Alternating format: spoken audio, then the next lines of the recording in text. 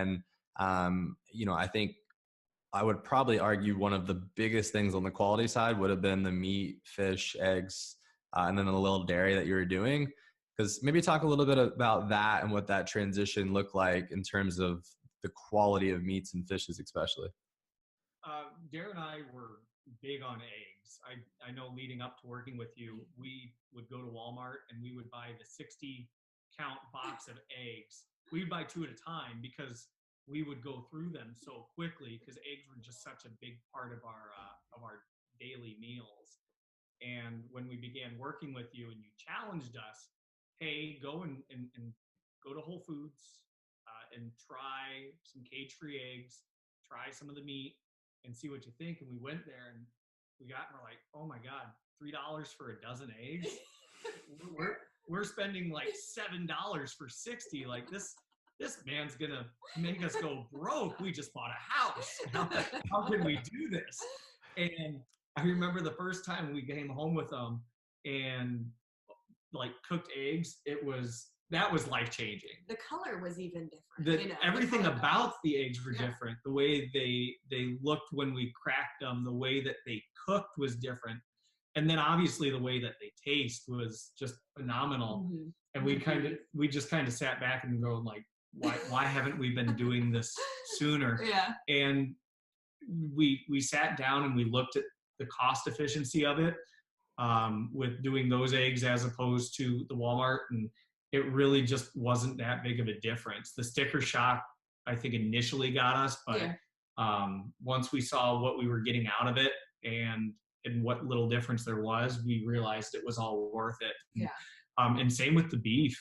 We go through, I would say, probably about 3.5 pounds of beef a week between us with meal prep alone, and just everything about it, from the raw form to how it cooks to how it smells to how it tastes. I mean, it's phenomenal compared to the little tube of meat that you go and you buy at any of the major retailers and cook up. So even the pre-packaged like sausages and stuff that I have for one of my meals, it's like a smoked turkey kielbasa from Whole Foods.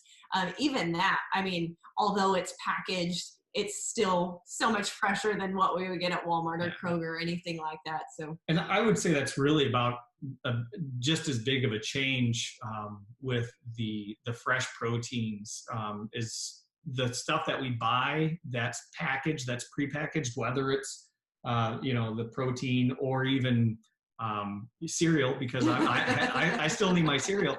We make the better choices in what we buy, and so we try to buy the higher quality. And one thing that you preached is that look at the ingredient list. Yeah. Is less is truly more. Mm-hmm. And I think that came down from when we first started, because we drank energy drinks every single day. Rockstar energy drinks. And I still remember just mentally hating you when you're like, try to stop drinking those, at least, have maybe 3 a week. And then you introduced us over to Zevia, and you're like, look at the ingredient list compared, you got the sugar-free drink that's got an ingredient list that you can't even pronounce majority of the things in there. And then you have this Zevia energy drink that has 4 ingredients. Yeah. And so we tried it, and at first it was a little different, but man, you get used to it. Yeah, you get used to it. And now if we have one of the, name brand energy drinks, it doesn't quite taste right. And you can feel a difference even after drinking it. Yeah. Like we already didn't like you before we started working with you because we knew you would make us stop drinking those. And some might call that an addiction, but whatever. And that's just from our law enforcement background, is working nights and needing to stay up. Yeah. Hey, let's grab a Bang energy drink and not sleep at all, even when we're not working. Yeah. But yeah. Wow. I mean, gosh, I'm sitting here looking at the time and I'm like talk about mind blown. Like I think of that emoji of mind blown in terms of like how fast time goes when you're doing a podcast. But it's crazy to me, because if I would have, and like, this is the thing that's so mind blowing. If we would have gone to where those chickens were at, of the Walmart eggs that you were buying in that many for that cost.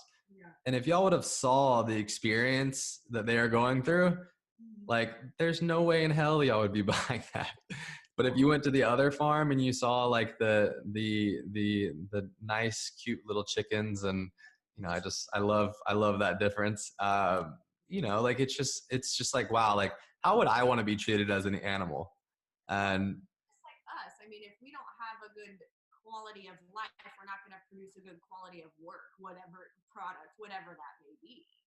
100%. Yeah, 100%. So, I think that for as many eggs as y'all are eating, switching to the quality on that, because I just think it's like, what are those items that y'all are consuming so much of, right? So like the eggs, that quality switch, because there's such a big consumption, the ground beef, going to like a grass-fed ground beef, like, I mean, I think that those were some big players as well. When you start talking about like antibiotics and like, different things and in terms of like meat quality, because I think that there's definitely a level of awareness that we haven't reached yet with that.